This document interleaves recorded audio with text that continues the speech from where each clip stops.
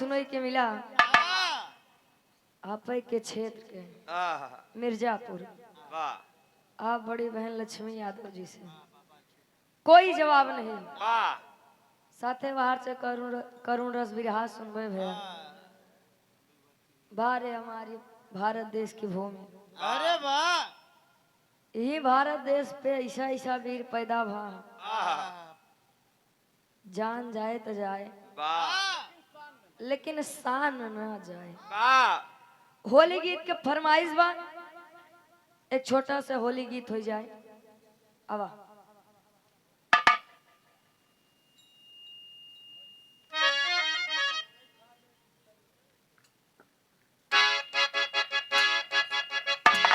क्या बात है।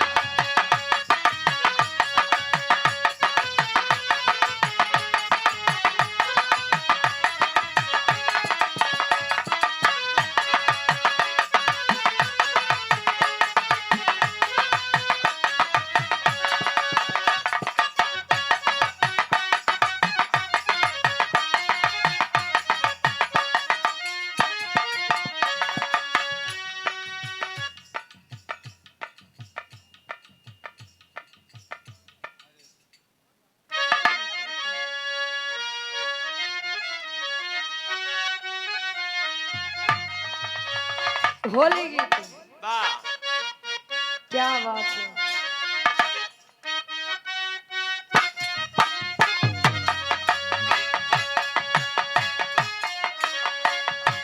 ब्याहन चले भोले ना,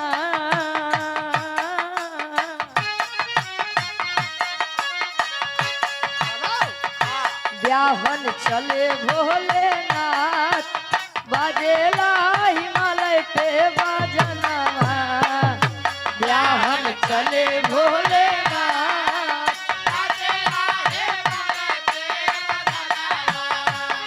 ब्याहन चले भोले वाह।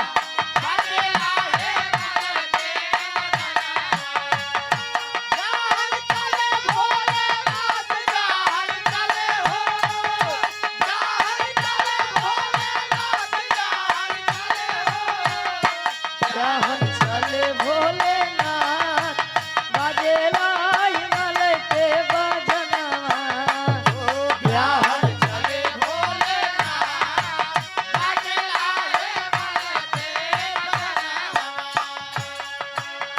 भगवान भोलेनाथ जी बारात सजाई के सती जी के दुआरे जात है। आज के बारातिन तो देखता दुनिया भर कैसे पे आई है। शेरवानी लोग पहना थे, मऊर लगावा था। बापो पूत पहिने थे शेरवानी। अब पहले भगवान भोलेनाथ हुए अंग में भभूत लगाए आगे बढ़त है। नंगा दिड़ंगा चल दिए। वह बारात के माहौल देख के कवि जी लिखत है इनका।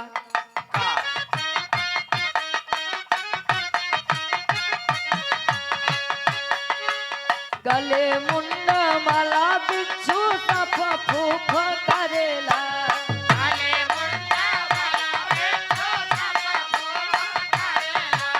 गले मुंडा माला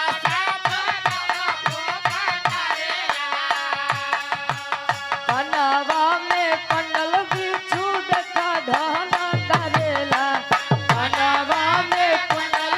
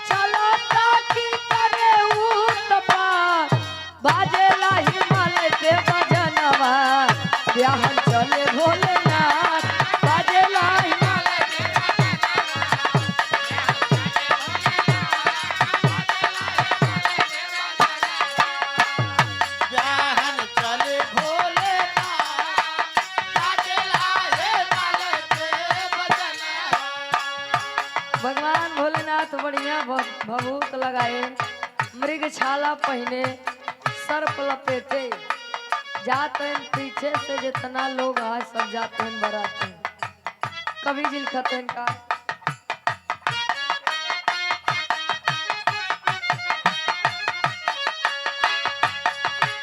सब ही बेताल जाता देता की लकारी, सब ही बेताल जाता देता की लकारी, सब ही बेताल जाता देता की लकारी।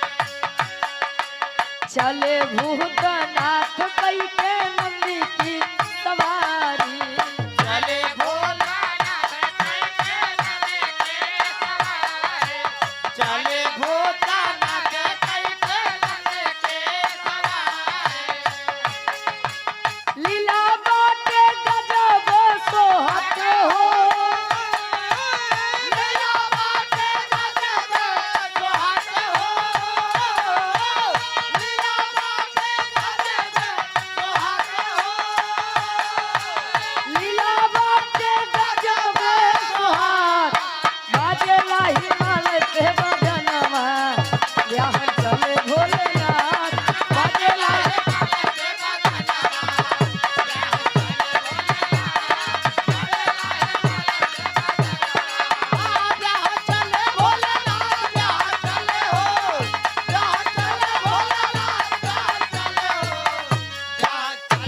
क्या बात है।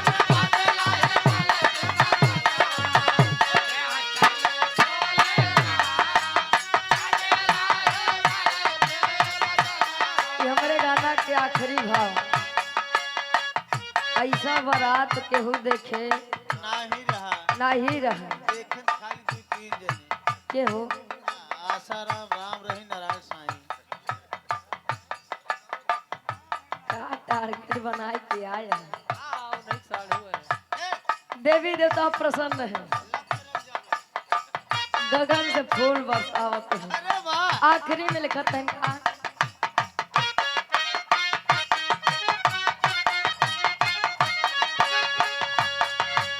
हरसी होले देवा देखी के गगनवा,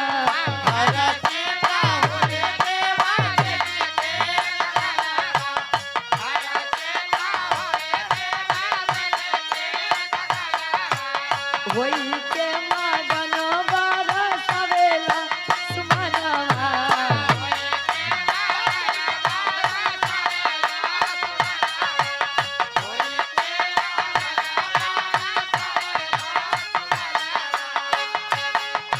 सुरंदर वारन नाही जाता हो,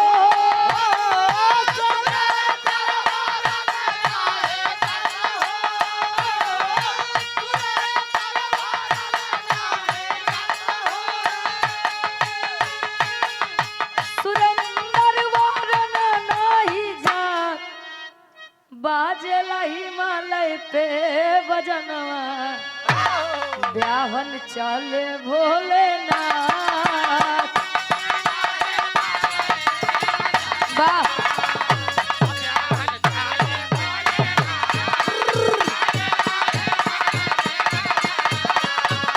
ब्याहन चले भोलेनाथ, बाजेला